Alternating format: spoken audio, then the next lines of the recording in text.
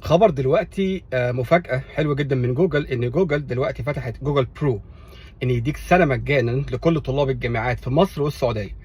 طبعا الخبر ده ممتاز. ليه؟ انت لو طالب جامعة في مصر معاك كارنيه جامعة بتقدر تسجل بيه، بتاخد سنة مجانا جوجل برو.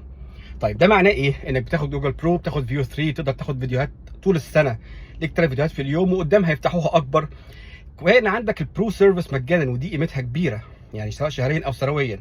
ليك لمده سنه مجانا بتاخد اللي هو الكويز مي، السيرفيس اللي انت تقدر تشترك فيها وتقدر تعمل كويزات لنفسك. هتفيدك في حاجات كتير، هتفيدك في نانو بانانا، هتفيدك في ويسك، بعد كده في في ان، بحاجات تانية. جوجل برو امكانيات كبيره جدا، جيميناي، حاجات كتيره قوي. تاخد سنه مجانا، تاخد 2 تيرا بايت على جوجل كلاود، على جوجل درايف، على حاجات كتير قوي. فاعملها لو انت طالب جامعه، وده خبر ممتاز وكويس ان هم جم في الشرق الاوسط وبداوا يهتموا بيه. فانت عندك كده سنه مجانا جوجل برو مصر، طلاب مصر، الجامعات مصر والسعوديه. وايه كمان؟